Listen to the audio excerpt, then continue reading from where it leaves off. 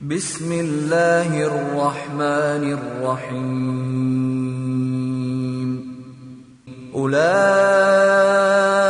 الذين حبطت أعمالهم في الدنيا والآخرة وما لهم من ناصرين ألم تر إلى الذين أوتوا نصيبا من الكتاب يدعون إلى كتاب الله ليحكم بينهم ثم يتولى فريق منهم وهم معرضون ذلك بأنهم قالوا لن تمسنا النار إلا أياما معدودات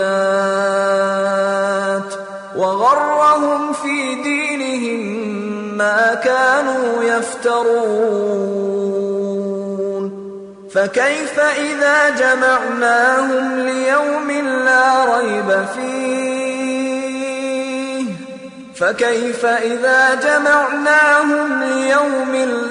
ريب فيه ووفيت كل نفس ما كسبت وهم لا يظلمون قل اللهم مالك الملك تؤتي الملك من تشاء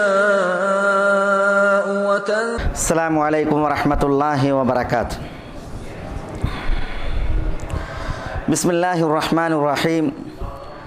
إن الحمد لله نحمده ونستعينه ونستهديه ونعوذ بالله من شرور أنفسنا وسيئات أعمالنا من يهده الله فلا مضل له ومن يضلله فلا هادي له وأشهد أن لا إله إلا الله وحده لا شريك له وأشهد أن محمدا عبده ورسوله يا أيها الذين آمنوا اتقوا الله حق تقاته ولا تموتن إلا وأنتم مسلمون يا أيها الناس اتقوا ربكم الذي خلقكم من نفس واحدة وخلق منها زوجها وبث منهما رجالا كثيرا ونساء واتقوا الله الذي تساءلون به والأرحام إن الله كان عليكم رقيبا يا أيها الذين آمنوا اتقوا الله وقولوا قولا سديدا يصلح لكم أعمالكم ويغفر لكم ذنوبكم ومن يطع الله ورسوله فقد فاز فوزا عظيما ثم أما بعد فإن أصدق الكلام كلام الله وخير الهدي هدي محمد صلى الله عليه وسلم وشر الأمور محدثاتها وكل محدثة بدعة وكل بدعة ضلالة وكل ضلالة في النار. സഹോദരങ്ങളെ, അല്ലാഹു സുബ്ഹാനഹു വ തആലയിൽ നിന്നുള്ള ആജ്ഞാ നിർദ്ദേശങ്ങളെ ജീവിതത്തിൽ പാലിച്ച് മുത്തഖീങ്ങളായി ജീവിക്കുവാൻ എന്നോടെന്ന പോലെ എല്ലാവരോടും ഈ സത്യദീനിൻ്റെ പേരിൽ ഉപദേശിക്കുകയാണ്.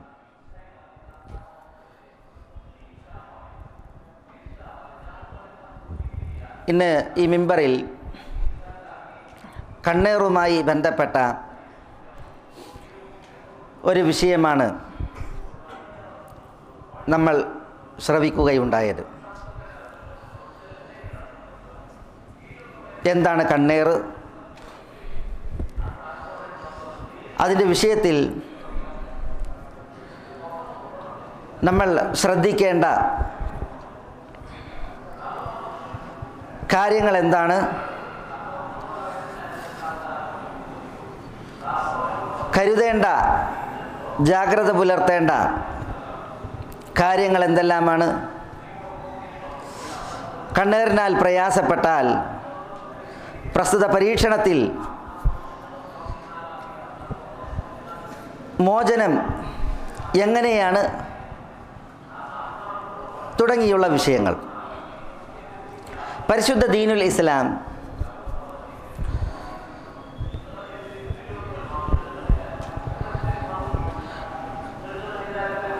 ദഫ്ഉ ദററിൻ്റെ അല്ലെങ്കിൽ ദഫ്ഉൽ മഫാസിദിൻ്റെ ദീനാണ്. ഉപദ്രവങ്ങൾ ചെറുക്കുക, ബുദ്ധിമുട്ടുകൾ തടുക്കുക, ഇത് ഇസ്ലാമിൻ്റെ ഒരു അടിസ്ഥാന തേട്ടമാണ്.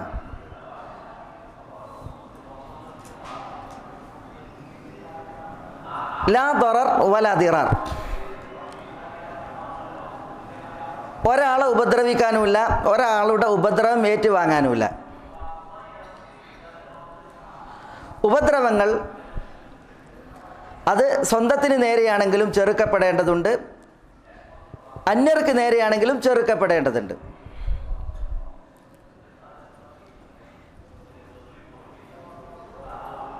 ഇത് ഇസ്ലാമിൻ്റെ അടിസ്ഥാനം എന്നിരിക്കെ ഏതൊരു വിഷയത്തിലും ഇസ്ലാമിൽ നിയമങ്ങളും ഉപദ്രവങ്ങൾ ചെറുക്കപ്പെടുന്നതിനുള്ള മര്യാദകളും പഠിപ്പിക്കപ്പെട്ടിട്ടുണ്ട്. കണ്ണേർ ഒരു യാഥാർത്ഥ്യമാണ്. കണ്ണേറിനാൽ ഒരാൾ സ്വന്തത്തിന് ഉപദ്രവം വരുത്തുന്നു, മറ്റുള്ളവർക്കും ഉപദ്രവം വരുത്തുന്നു. കണ്ണേർ അസൂയയിൽ നിന്ന് ഉടലെടുക്കുന്ന ഒരു ദുഷ്ചെയ്തിയാണ്. അതുകൊണ്ട് തന്നെ ഒരു അസൂയാലു തൻ്റെ അസൂയയിലൂടെ മറ്റുള്ളവർക്ക് വിനകളും ഉപദ്രവങ്ങളും ഉണ്ടാക്കുമ്പോൾ അവർക്കുണ്ടാകുന്നതിനേക്കാൾ വലിയ ഉപദ്രവം സ്വന്തത്തിനായാണ് അയാൾ ഉണ്ടാക്കുന്നത്. ഉമിത്തി കണക്കെ അയാൾ നീറുകയും എരിയുകയും അതിൽ നിന്ന് പിന്നീട് അയാൾ ഇതരർക്ക് ഉപദ്രവങ്ങൾ സമ്മാനിക്കുകയുമാണ് ചെയ്യുക. ഇമാം അൽ ഖുസ്തല്ലാനി കണ്ണേറിനെ വിശദീകരിച്ചപ്പോൾ അസൂയയെ അകമ്പടിയാക്കി ആശ്ചര്യകരമായ കാര്യത്തിലേക്കുള്ള ഒരു ഗുണകാംക്ഷയില്ലാത്തവൻ്റെ നോട്ടമാണ് കണ്ണേർ. അതൊരു യാഥാർത്ഥ്യമാണ്. നബിയുന മുഹമ്മദ് സല്ലല്ലാഹു അലൈഹി വഅലൈഹി വസല്ലമ തങ്ങൾ പറഞ്ഞതായി ഇമാം ബുഖാരിയും ഇമാം മുസ്ലിമും മറ്റുമൊക്കെ റിവായത്ത് ചെയ്യുന്ന സഹീഹായ ഹദീസിൽ, ഇമാം ബുഖാരി കിതാബു തിബ്ബിൽ ബാബുൽ ഐനി ഹഖ്ഖുൻ, കണ്ണേർ സത്യമാണ് എന്ന അധ്യായത്തിന് താഴെ കൊടുത്ത ഹദീസിൽ അൽ ഐനു ഹഖ്ഖുൻ, നബി സല്ലല്ലാഹു അലൈഹി വസല്ലമ തങ്ങൾ പറയാണ് കണ്ണേർ യാഥാർത്ഥ്യമാണ്. ലൗ കാന ശൈഉൻ സാബഖൽ ഖദർ ലസബഖതുൽ ഐൻ, വല്ലതും ഖദറിനെ മുൻകടന്നിരുന്നുവെങ്കിൽ, തോൽപ്പിച്ചിരുന്നുവെങ്കിൽ കണ്ണേർ അത് ഖദറിനെ തോൽപ്പിക്കുമായിരുന്നു, മുന്നേറുമായിരുന്നു എന്നാണ് തിരുനബി സല്ലല്ലാഹു അലൈഹി വസല്ലമ തങ്ങൾ പറഞ്ഞത്. അഥവാ അല്ലാഹു സുബ്ഹാനഹു വ തആല വിധിച്ചതാണ് ഇവിടെ നടക്കുക. ആ വിധിയെ തോൽപ്പിക്കുന്ന വിധം വല്ലതും ഉണ്ടായിരുന്നുവെങ്കിൽ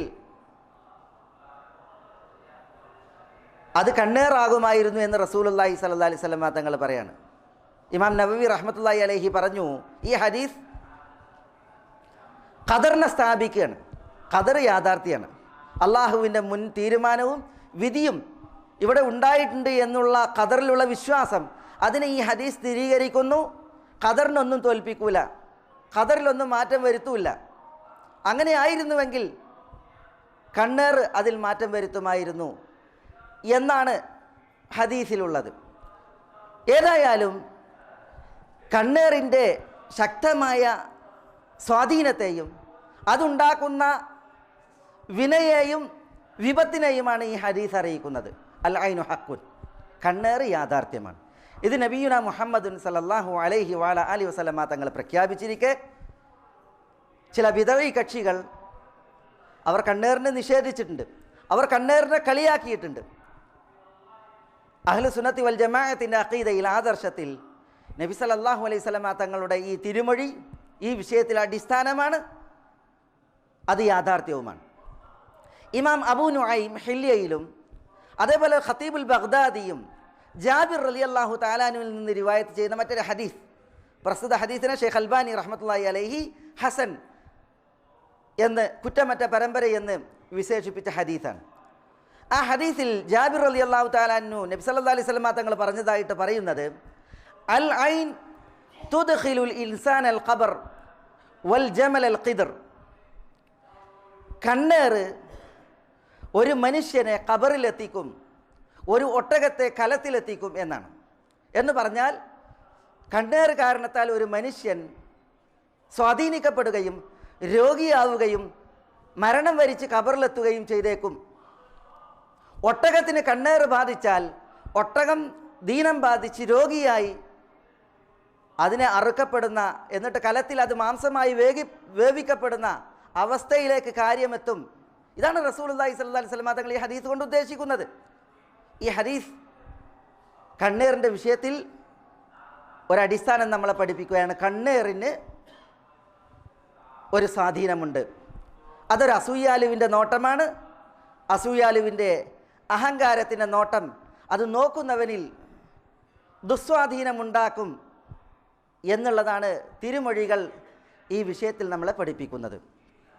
ഇത് നബി സല്ലല്ലാഹു അലൈഹി വസല്ലം തങ്ങൾ പ്രഖ്യാപിച്ചിരിക്കെ, തിരുമൊഴികൾ വ്യക്തമാക്കിയിരിക്കെ, ഈ ഒരു അടിസ്ഥാനത്തെ നിഷേധിക്കുന്ന, കളവാക്കുന്ന, കളിയാക്കുന്ന സമീപനം ഒരിക്കലും ഒരു വിശ്വാസിക്ക് പാടുള്ളതല്ല.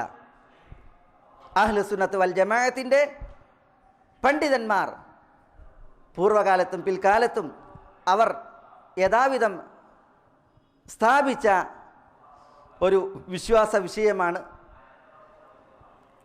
കണ്ണേറ് എന്നുള്ളത്.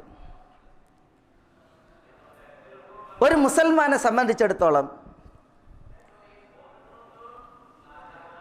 ഈ ഒരു മുന്നറിയിപ്പും നബി സല്ലല്ലാഹു അലൈഹി വസല്ലം തങ്ങൾ ഉപദ്രവങ്ങൾ തന്നെ തൊട്ടും ഇതരരെ തൊട്ടും ചെറുക്കപ്പെടുന്നതിന് വേണ്ടിയുള്ള ഒരു ഉപദേശവും ഇவ்விധം പറഞ്ഞിരിക്കെ, ഇതൊരു യാഥാർത്ഥ്യം ആണ് എന്നുള്ളത് ഉണർത്തിയിരിക്കെ, വിശ്വാസി തൻ്റെ വിഷയത്തിൽ കരുതലെടുക്കേണ്ടതുണ്ട്, സൂക്ഷ്മത പുലർത്തേണ്ടതുണ്ട്, ജാഗ്രതയിൽ കഴിയേണ്ടതുണ്ട് എന്നുള്ളതാണ്. എന്താണ് ജാഗ്രതാപൂർണമായ, ശ്രദ്ധാപൂർണമായ ഒരു ജീവിതത്തിന് വിശ്വാസിക്ക് കരണീയമായത്? ഖതീബ് ഉണർത്തിയതുപോലെ കണ്ണേറ് പോലെ തന്നെ ധാരാളം ഉപദ്രവങ്ങൾ ഒരു വിശ്വാസിയെ ദുനിയാവിൽ വേട്ടയാടാനുണ്ട്.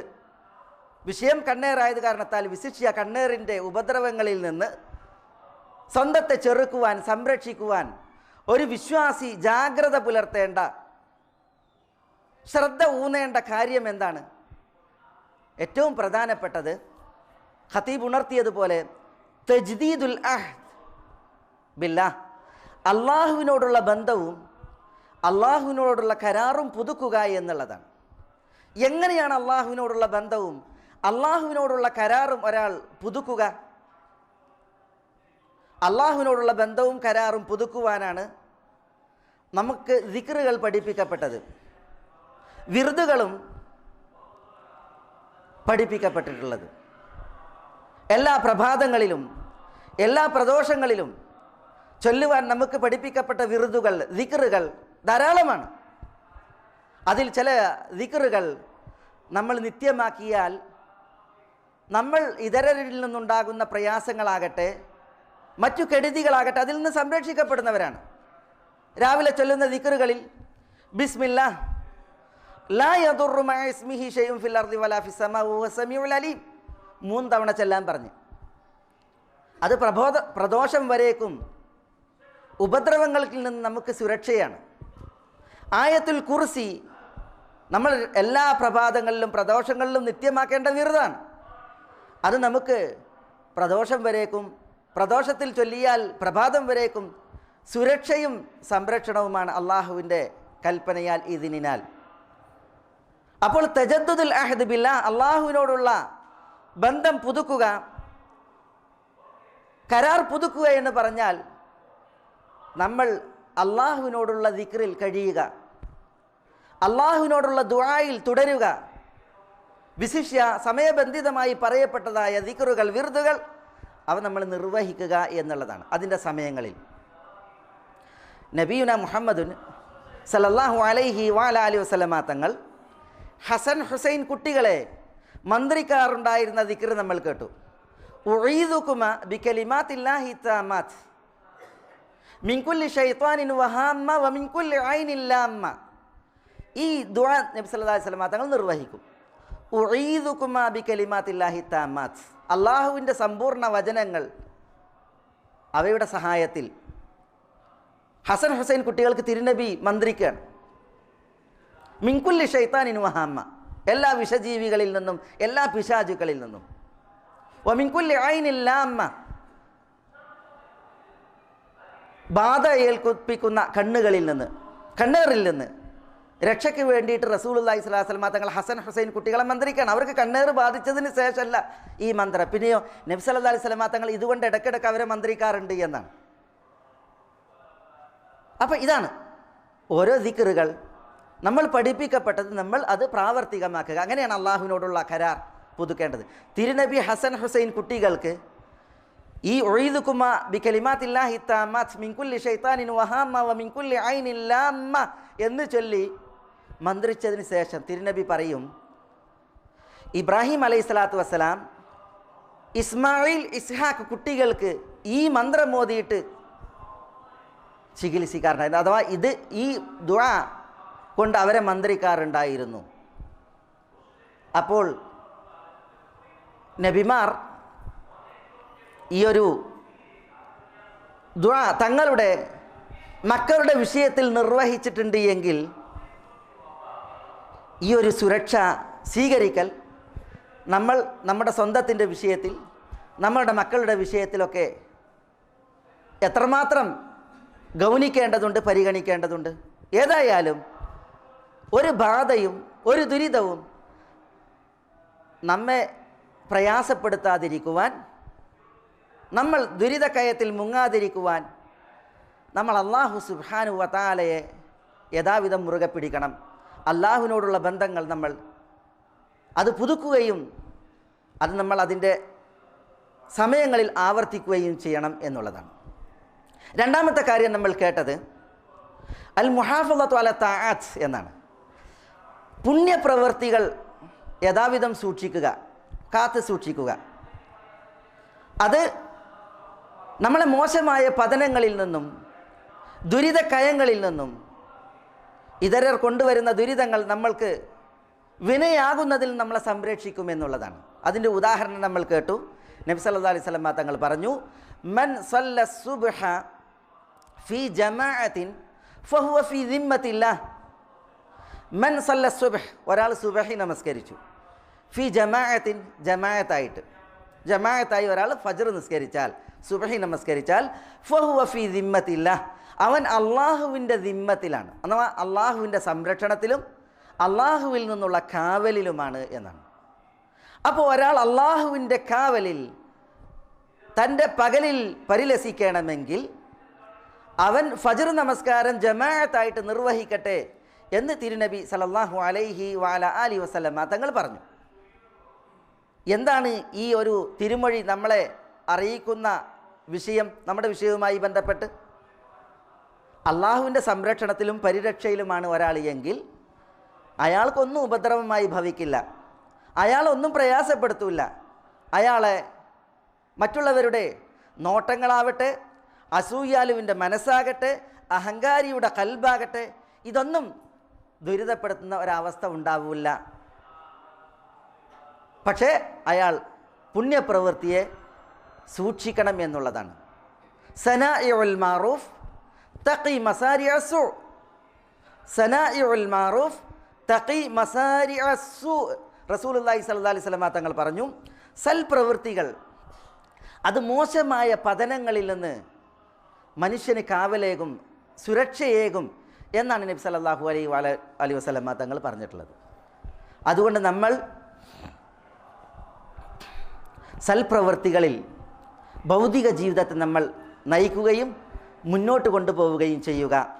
അത് നമ്മൾക്ക് സുരക്ഷയാണ്, സംരക്ഷണമാണ് എന്നാണ്. മൂന്നാമത്തെ കാര്യം, നമ്മൾ ജാഗരൂകരാവലാണ്, ജാഗ്രത പുലർത്തലാണ്. അസൂയാലുക്കളുണ്ട്, അഹങ്കാരികളുണ്ട്, ശത്രുക്കളുണ്ട്, ഗുണകാംക്ഷയില്ലാത്ത മനുഷ്യന്മാരുണ്ട്. അത് ഈ ദുനിയാവിൻ്റെ പ്രത്യേകതയാണ്. എന്ത് വേണം? നമ്മൾ ഏതൊരിടത്താണെങ്കിലും നമ്മൾ നമ്മുടെ വിഷയത്തിൽ ശ്രദ്ധാലുവാകണം, ജാഗരൂകനാകണം, ജാഗ്രതയിലാകണം. അതിൻ്റെ ഉദാഹരണങ്ങൾ നമ്മൾ കേൾക്കേണ്ടായി. യൂസുഫ് അലൈഹി സ്വലാത്തു വസ്സലാമയുടെ സഹോദരങ്ങൾ കനാൻ ദേശത്തിൽ നിന്ന് ഈജിപ്തിലേക്ക് പോകുമ്പോൾ യാക്കൂബ് നബി അലൈഹി സ്വലാത്തു വസ്സലാം തൻ്റെ മക്കളോട്, അഥവാ യൂസുഫ് അലൈഹി സ്വലാത്തു വസ്സലാമയുടെ സഹോദരങ്ങളോട് പറഞ്ഞ ഒരു നിർദ്ദേശം സൂറത്ത് യൂസുഫിൽ അള്ളാഹു പറയുകയാണ്. യാക്കൂബ് അലൈഹി സ്വലാത്തു വസ്സലാം മക്കളെ വിളിച്ച് പറഞ്ഞതായി, യാ ബനിയ ഖാല യാ ബനിയ ലാ തദ്ഖുലൂ മിൻ ബാബിൻ വാഹിദിൻ വദ്ഖുലൂ മിൻ അബ്വാബിൻ മുതഫർരിഖ. യാ ബനിയ, എൻ്റെ മക്കളെ, ലാ തദ്ഖുലൂ മിൻ ബാബിൻ വാഹിദിൻ, നിങ്ങളെല്ലാവരും ഒരു വാതിലിലൂടെ പ്രവേശിക്കരുത്. വദ്ഖുലൂ മിൻ അബ്വാബിൻ മുതഫർരിഖ, വ്യത്യസ്ത വാതിലുകളിലൂടെ നിങ്ങൾ പ്രവേശിക്കുക. ഇതാണ് യാക്കൂബ് അലൈഹി സ്വലാത്തു വസ്സലാം മക്കളോട്, യൂസുഫിൻ്റെ സഹോദരങ്ങളായ യാക്കൂബ് നബിയുടെ മക്കളോട് ഉണർത്തുന്നത്. അവർ കനാൻ ദേശത്ത് നിന്ന് ഈജിപ്തിലേക്ക് പോകുമ്പോൾ യൂസുഫ് അലൈഹി സ്വലാത്തു വസ്സലാമയുടെ സഹോദരങ്ങൾ യൂസുഫിനെ പോലെ ശാരീരിക കാന്തിയിൽ ഭംഗിയിൽ മികവുറ്റവരല്ലെങ്കിലും അവരൊക്കെ സുന്ദരന്മാരാണ്. ഒരു വാപ്പാൻ്റെ 11 മക്കളാണ് പോണത്, ആൺമക്കൾ. യാക്കൂബ് അലൈഹി സ്വലാത്തു വസ്സലാമക്ക് റാഷേൽ എന്ന ഭാര്യയിൽ 10 മക്കളും റാഹേൽ എന്ന ഭാര്യയിൽ 2 മക്കളുമാണ് ചരിത്രം പറയുന്നതനുസരിച്ച്. ഏതായാലും ഒരു ഭാര്യയിൽ 10 മക്കൾ, മറ്റേ ഭാര്യയിൽ ബിനിയാമീനും യൂസുഫും. യൂസുഫ് അലൈഹി സ്വലാത്തു വസ്സലാം ശാരീരിക കാന്തിയിലും ഭംഗിയിലും മികവുറ്റ സൃഷ്ടിപ്പാണ്. അതേസമയം ഇതര മക്കൾ അവരും സുന്ദരന്മാരാണ്. ഒരു വാപ്പാൻ്റെ 11 മക്കൾ അവർ ഒന്നിച്ചൊരു കവാടത്തിലൂടെ പ്രവേശിക്കുന്ന, രാജധാനിയിലേക്ക് പ്രവേശിക്കുന്ന അവസ്ഥയാണ് ഉണ്ടാവുക. യൂസുഫ് അലൈഹി സ്വലാത്തു വസ്സലാം കൊട്ടാരത്തിലാണ്. ആ യൂസുഫ് അലൈഹി സ്വലാത്തു വസ്സലാമയുടെ അടുക്കലേക്കാണ് ഈ മക്കൾ ഇങ്ങനെ പ്രവേശിക്കുന്നത്. അതുകൊണ്ട് മുഫസ്സിരീങ്ങളിൽ നിന്നൊരു വിഭാഗം മുഫസ്സിരീങ്ങൾ പറയുന്നത്, എന്തുകൊണ്ടാണ് യാക്കൂബ് അലൈഹി സ്വലാത്തു വസ്സലാം തൻ്റെ മക്കളോട് നിങ്ങൾ ഒരു വാതിലിലൂടെ പ്രവേശിക്കരുത്, വ്യത്യസ്ത കവാടങ്ങളിലൂടെ പ്രവേശിക്കുക, രാജധാനിയിലേക്ക് പ്രവേശിക്കുമ്പോൾ എന്ന് എന്തിനു പറഞ്ഞു? അതവർക്ക് കണ്ണേറ് ബാധിക്കാതിരിക്കുവാൻ. അസൂയാലുക്കൾ നിറഞ്ഞു നിൽക്കുന്ന ഒരു നാട്ടിൽ ഈ മക്കളുടെ വിഷയത്തിൽ ഒരു അസൂയാലുവിൻ്റെ അഹങ്കാരിയുടെ ഹൃദയം അവർക്കൊരു ഉപദ്രവമേൽക്കാതിരിക്കുവാൻ വേണ്ടി വാപ്പാൻ്റെ ഗുണകാംക്ഷ നിർഭരമായ ഉപദേശമാണ് എന്നുള്ളതാണ് മുഫസ്സിരീങ്ങൾ പറയുന്നത്. എല്ലാവരും അല്ല, മുഫസ്സിരീങ്ങളിൽ നിന്നൊരു വിഭാഗം. ഇവിടെ യാക്കൂബ് അലൈഹി സ്വലാത്തു വസ്സലാമയുടെ ഈ നിർദ്ദേശത്തിൽ നിന്ന് നമുക്ക് മനസ്സിലാക്കാനുള്ള സംഗതി, അതാണ് നമ്മുടെ വിഷയം. നമ്മൾ ജാഗ്രത പുലർത്തണം, ശ്രദ്ധാലുക്കളാകണം. ഏതൊന്നിൽ നിന്ന്? ഒരു അസൂയാലുവിൻ്റെ നോട്ടം നമ്മളെ പ്രയാസപ്പെടുത്തുന്ന ഒരവസ്ഥ ഒരു ഉണ്ട് എങ്കിൽ അതിനെ തൊട്ട് നമ്മൾ ജാഗ്രത പുലർത്തണം എന്നുള്ളതാണ്. മറ്റൊരു വിഷയം,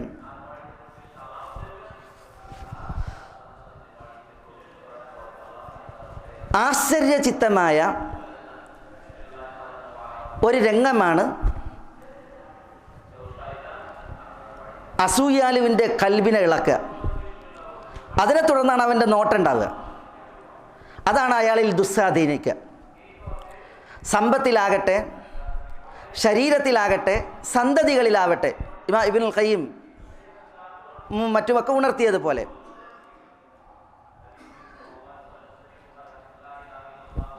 ആശ്ചര്യകരമായ അത്ഭുതകരമായ ഒരു രംഗമാണുണ്ട് എങ്കിൽ ഒരു വിശ്വാസിയെ സംബന്ധിച്ചിടത്തോളം അവൻ ബർക്കത്തിന് വേണ്ടി തേടണം എന്നുള്ളതാണ്. ഇതാണ് ആ വിഷയത്തിൽ ഏറ്റവും പ്രധാനപ്പെട്ട ഒരു സംഗതി. ഒരു വിശ്വാസി അവനൊരു വിശ്വാസിയോട് ഗുണകാംക്ഷയുള്ളവനാകണം. ജരീർ ബിൻ അബ്ദുല്ലാ അൽ ബജലിയോട് റസൂലുള്ളാഹി സ്വല്ലല്ലാഹി അലൈഹി വസല്ലം തങ്ങൾ ബയ്യത്ത് സ്വീകരിച്ചത് പല വിഷയങ്ങളിലൊരു വിഷയം വൻവസ്ഹു ലികുല്ലി മുസ്ലിമാണ്, എല്ലാ മുസൽമാനോടും ഗുണകാംക്ഷ ഉള്ളവനാകണം. അപ്പോൾ ഒരു വിശ്വാസി അവൻ്റെ സമ്പത്തിൽ, അവൻ്റെ ശരീരത്തിൽ, അവൻ്റെ സന്തതികളിൽ ആശ്ചര്യകരമായതും അത്ഭുതകരമായ ഒരു അഭിവൃദ്ധിയാണുള്ളത് എങ്കിൽ, ഒരാൾക്ക് കുറേ മക്കൾ, ഒരാൾക്ക് സമ്പത്ത്, വാഹനമായി, വീടായി, സ്വത്തായി, ഇങ്ങനെയൊക്കെയാണ് എങ്കിൽ ഈ ആശ്ചര്യകരമായത് കാണുമ്പോൾ ഗുണകാംക്ഷയുള്ള മുസ്ലിം അവൻ അയാൾക്ക് ബർക്കത്തിന് വേണ്ടിയിട്ട് തേടും. അത് നബി സല്ലല്ലാഹു അലൈഹി വസല്ലം തങ്ങളുടെ നിർദ്ദേശമാണ്. ഇമാം അഹ്മദ് മുസ്നദിൽ ഉദ്ധരിക്കുന്ന ഒരു ഹദീസിൽ സഹൽ ബിൻ ഹുനൈഫ് റളിയല്ലാഹു തആല അൻഹുമായി ബന്ധപ്പെട്ട ഒരു സംഭവമുണ്ട്. നബി സല്ലല്ലാഹു അലൈഹി വസല്ലം തങ്ങൾ മദീനയിൽ നിന്ന് മക്കയിലേക്ക് ഒരു യാത്ര പോകുമ്പോൾ ജുഹ്ഫയുടെ അടുത്ത് നബി സല്ലല്ലാഹു അലൈഹി വസല്ലം തങ്ങളുടെ ഈ യാത്രാ സംഘം വിശ്രമിക്കാനായി. ഈ സമയം സഹൽ ബിൻ ഹുനൈഫ് അദ്ദേഹം കുളിക്കാൻ ഒരുങ്ങി.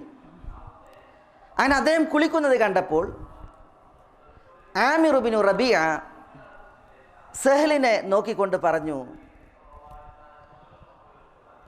ഇന്ന് ഈ കാഴ്ചയിൽ തെളിഞ്ഞ ഒരു സുന്ദര രൂപവും മിനുത്ത മേനിയും ഇതുവരെ കണ്ടിട്ടില്ല. അതാണ് ആമിർ ബിൻ റബീഅയുടെ വർത്തമാനത്തിൻ്റെ പൊരുൾ. ഹദീസിൽ പറയുന്നത്, ഇത് പറഞ്ഞ മാത്രയിൽ സഹൽ ബിൻ ഹുനൈഫ് അദ്ദേഹം അവിടെ വീണു, തീർത്തും വിവശനായി. അങ്ങനെ തിരുനബി സല്ലല്ലാഹു അലൈഹി വസല്ലം തങ്ങളുടെ സവിധത്തിൽ സഹൽ ബിൻ ഹുനൈഫിനെ കുറിച്ച് പറയാണ്. സഹൽ ബിൻ ഹുനൈഫ് ഇങ്ങനെ പ്രയാസപ്പെട്ട് അദ്ദേഹം വീണിരിക്കുന്നു. അപ്പോൾ നബിയുന മുഹമ്മദ് സല്ലല്ലാഹു അലൈഹി വസല്ലം തങ്ങൾ സഹാബത്തിനോട് ചോദിച്ചു, ഹൽ തത്തഹിമൂന ഫീഹി അഹദൻ,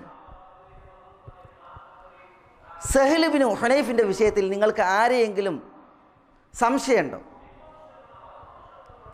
അപ്പോൾ പറയപ്പെട്ടു, ആമിർ ബിൻ റബീഅ സഹൽ ബിൻ ഹുനൈഫ് കുളിക്കുന്നത് കണ്ടപ്പോൾ ഇങ്ങനെ പറഞ്ഞിട്ടുണ്ട് എന്ന് പറഞ്ഞു.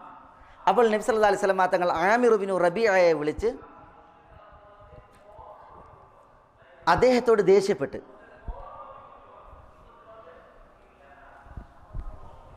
എന്നിട്ട് തിരുനബി സല്ലല്ലാഹു അലൈഹി വസല്ലം തങ്ങൾ പറഞ്ഞു, അലാമ യഖ്തുലു അഹദുക്കും സാഹിബഹു, നിങ്ങളിൽ ഒരാൾ എന്തിനാണ് തൻ്റെ സഹോദരനെ കൊല്ലുന്നത്?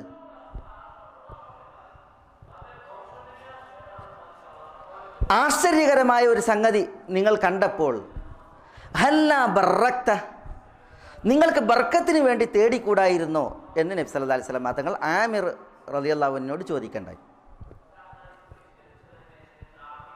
അപ്പോൾ ഇവിടെ ആമിർ ബിൻ റബീഅ അദ്ദേഹത്തിൻ്റെ ഒരു നോട്ടവും അതിനനുസരിച്ചുള്ള വർത്തമാനവുമാണ് സഹൽ ബിൻ ഹുനൈഫിൽ സ്വാധീനിച്ചത്. അദ്ദേഹം വീണു, പ്രയാസപ്പെട്ടു. നബി സല്ലല്ലാഹു അലൈഹി വസല്ലം തങ്ങൾ ആമിർ ബിൻ റബീഅനെ വിളിച്ചിട്ട് പറഞ്ഞത്, ഹല്ല ബറക്സ്, നിങ്ങൾക്ക് ബർക്കത്തിന് വേണ്ടി തേടിക്കൂടായിരുന്നോ എന്നാണ്. എന്ന് പറഞ്ഞാൽ ആശ്ചര്യകരമായ ആ രംഗം കണ്ടപ്പോൾ ബാറക്കല്ലാഹു ഫീഖ്, ബാറക്കല്ലാഹു ലഖ്, അല്ലെങ്കിൽ ബാറക്കല്ലാഹു അലൈഖ്. ബാറക്കല്ലാഹു ഫീഖ് എന്ന് പറഞ്ഞാലും ബർക്കത്തിന് വേണ്ടി തേടലായി, ബാറക്കല്ലാഹു ലഖ് എന്ന് പറഞ്ഞാലും ബർക്കത്തിന് വേണ്ടി തേടലായി, ബാറക്കല്ലാഹു അലൈഖ് എന്ന് പറഞ്ഞാലും ബർക്കത്തിന് വേണ്ടി തേടലായി. അങ്ങനെ ദുആ ചെയ്തു കൂടായിരുന്നോ എന്ന് നബിയുന മുഹമ്മദ് സല്ലല്ലാഹു അലൈഹി വസല്ലം തങ്ങൾ ആമിർ ഇബ്നു റബീഅയോട് ബർക്കത്തിന് വേണ്ടി തേടാൻ അവിടെ നിർദ്ദേശിക്കുകയുണ്ടായി. അത് അദ്ദേഹത്തോട് മാത്രമുള്ള നിർദ്ദേശമല്ല, അത് നമുക്കൊക്കെ ഉള്ള ഉപദേശമാണ്. ഒരു ആശ്ചര്യകരമായ രംഗം കണ്ടാൽ, മക്കളുടെ വിഷയത്തിലാകട്ടെ, ഒരാളുടെ സമ്പത്തിൻ്റെ വിഷയത്തിലാകട്ടെ, അതേപോലെ തന്നെ ശരീരത്തിൻ്റെ വിഷയത്തിൽ, അവസ്ഥയുടെ വിഷയത്തിലാകട്ടെ, സ്വന്തത്തിൻ്റെ വിഷയത്തിലും ശ്രദ്ധിക്കണം എന്നാണ് ഇബ്നുൽ ഖയ്യിം, ഇമാം ഇബ്നുൽ അബ്ദുൽ ബർ, അതേപോലെ തന്നെ അബ്ദുർ റഊഫുൽ മനാവി തുടങ്ങിയവരൊക്കെ ഈ വിഷയം പറഞ്ഞപ്പോൾ ഒരാൾ സ്വന്തത്തിന് ഉപദ്രവമായി മാറും.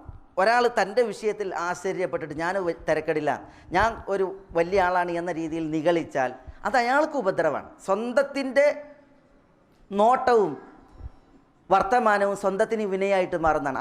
സുലൈമാൻ ഇബ്നു അബ്ദുൽ മലിക്കിൻ്റെ ഒരു ചരിത്രം ഖത്തീബ് ഉണർത്തി. സുലൈമാൻ ഇബ്നു അബ്ദുൽ മലിക് എങ്ങനെയായിരുന്നു? അദ്ദേഹം പറഞ്ഞു എന്നാണ്, സുലൈമാൻ ഇബ്നു അബ്ദുൽ മലിക് എന്ന് പറഞ്ഞാൽ അമവി ഖലീഫമാരിൽ ഒരു പ്രധാനിയാണ്. അബ്ദുൽ മലിക്കിൻ്റെ മക്കളിൽ ഒരാൾ സുലൈമാൻ ഇബ്നു അബ്ദുൽ മലിക്. അദ്ദേഹം പറഞ്ഞത്, കാന മുഹമ്മദ് സല്ലല്ലാഹു അലൈഹി വസല്ലം നബിയൻ വകാന അബൂബക്കർ സിദ്ദീഖൻ വകാന ഉമർ ഫാറൂഖൻ വകാന ഉസ്മാൻ ഹബീബൻ. മുഹമ്മദ് നബി സല്ലല്ലാഹു അലൈഹി വസല്ലം തങ്ങൾ നബിയായിരുന്നു, അബൂബക്കർ സിദ്ദീഖായിരുന്നു, ഉമർ ഫാറൂഖായിരുന്നു, ഉസ്മാൻ ഹബീബായിരുന്നു. അന മലിക്കുഷാം, ഞാൻ സിറിയൻ്റെ രാജാവാണ് എന്നിട്ട് മൂപ്പര് നിഗളിച്ചു എന്നാണ്.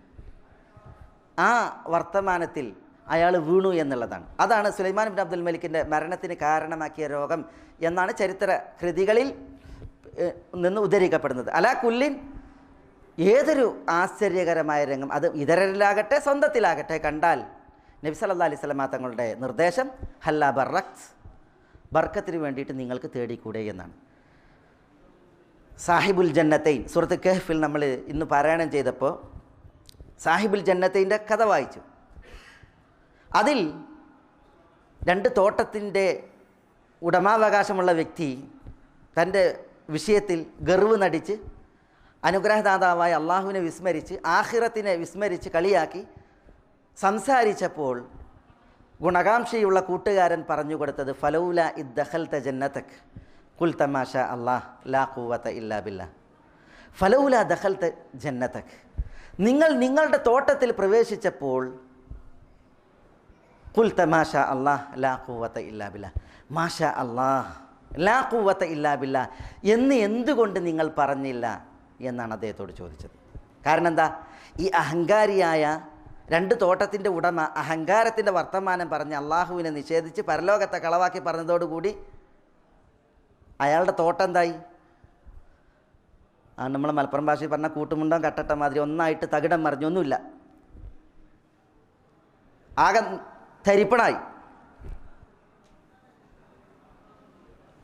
കൂട്ടുകാരൻ ഗുണകാംക്ഷ ഉള്ളവനായിരുന്നു. അയാൾ പറഞ്ഞു കൊടുക്കുകയാണ്, നിങ്ങൾ നിങ്ങളുടെ തോട്ടത്തിൽ പ്രവേശിച്ചപ്പോൾ എന്തുകൊണ്ട് നിങ്ങൾക്ക് മാഷാ അല്ലാഹ് ലാ ഖുവത ഇല്ലാ ബില്ലാഹ് എന്ന് പറഞ്ഞുകൂടായിരുന്നു?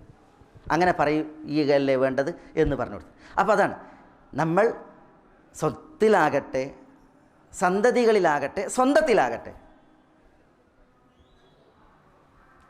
അന്യരിലാകട്ടെ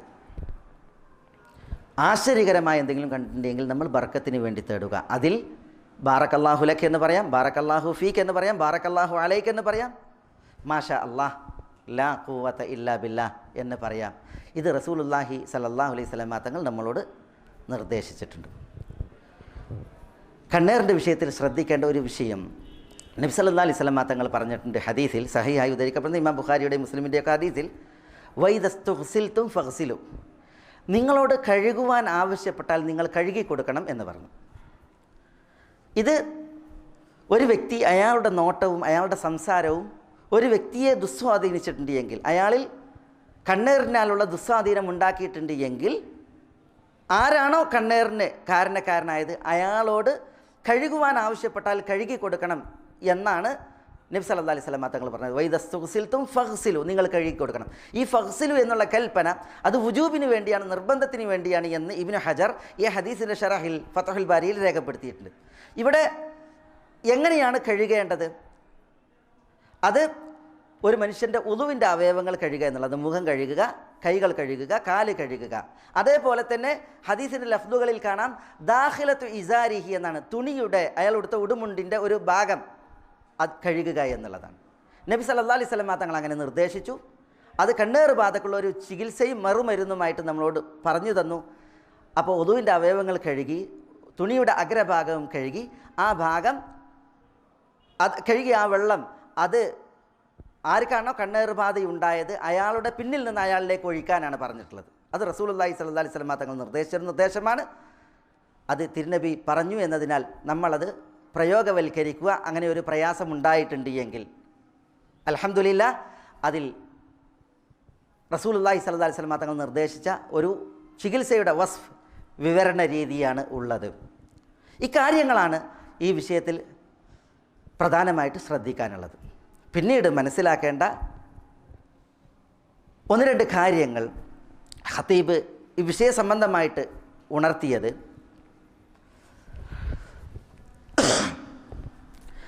കണ്ണേറിൻ്റെ വിഷയമായാലും ഏതൊരു ദുരിതത്തിൻ്റെ വിഷയമായാലും അല്ലാഹു സുബ്ഹാനഹു വ തആല നമ്മളോട് പറഞ്ഞ ഒരു അടിസ്ഥാനമുണ്ട്. വമാ ഹും ബിദാറീന ബിഹി മിൻ അഹദിൻ ഇല്ലാ ബിഇദ്നില്ലാഹ്. മരണത്തിൻ്റെ വിഷയത്തിൽ, സിഹിറിൻ്റെ വിഷയത്തിൽ പറഞ്ഞു വമാ ഹും ബിദാറീന ബിഹി മിൻ അഹദിൻ ഇല്ലാ ബിഇദ്നില്ലാഹ്. അതുകൊണ്ട് ഒരാൾക്കും ഒരു ഉപദ്രവവും അവർക്കുണ്ടാക്കുവാൻ സാധിക്കുകയില്ല അള്ളാഹുവിൻ്റെ അനുമതി കൂടാതെ. മാരണമായാലും കണ്ണേറായാലും ഇതര ഉപദ്രവങ്ങളായാലും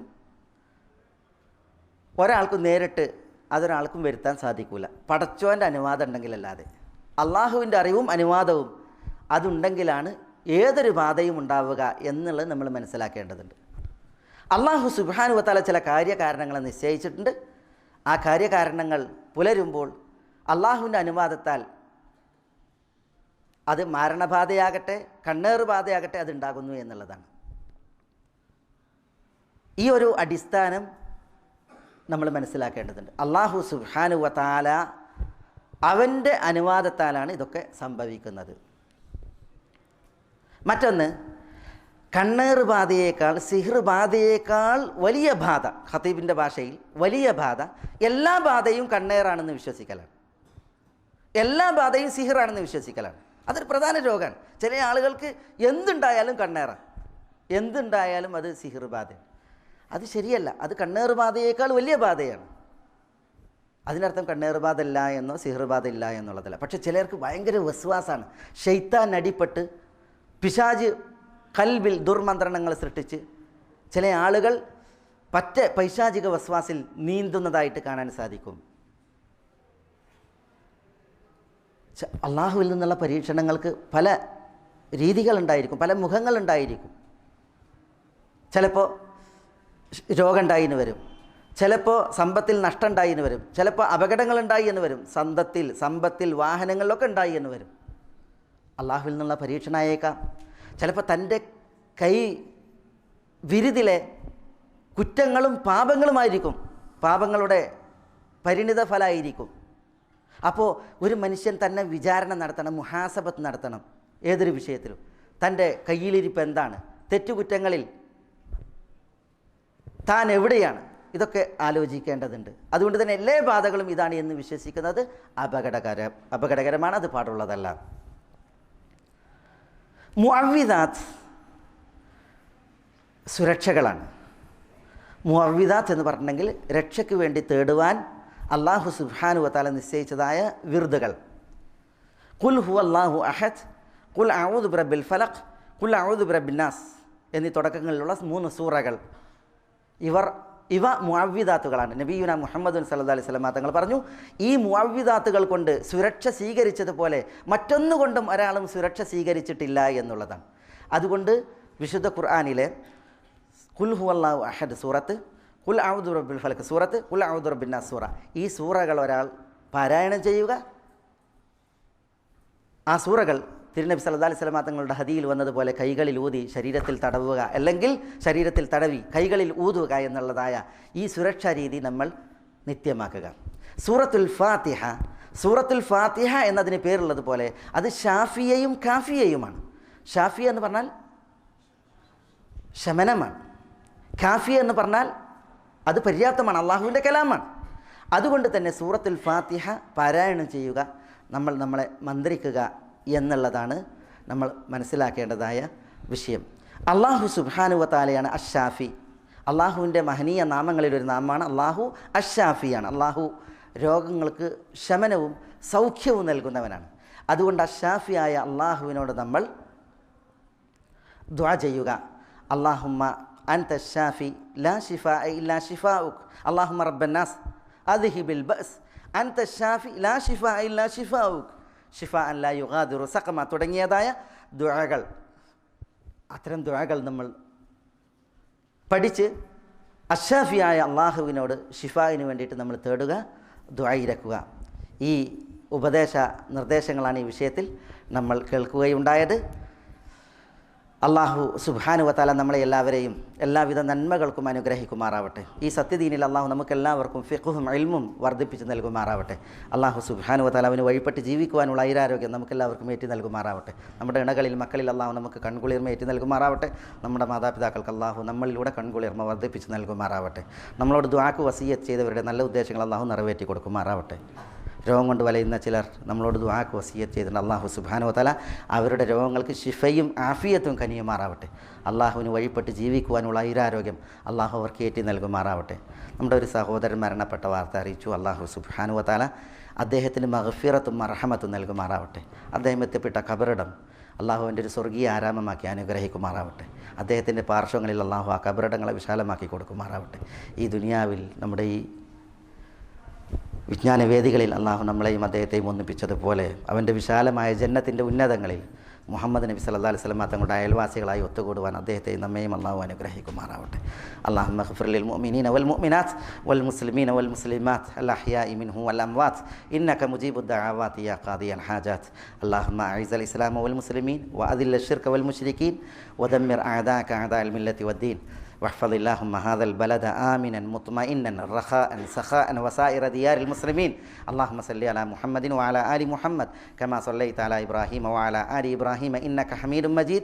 اللهم بارك على محمد وعلى آل محمد كما باركت على إبراهيم وعلى آل إبراهيم إنك حميد مجيد. وآخر دعوانا أن الحمد لله رب العالمين. السلام عليكم.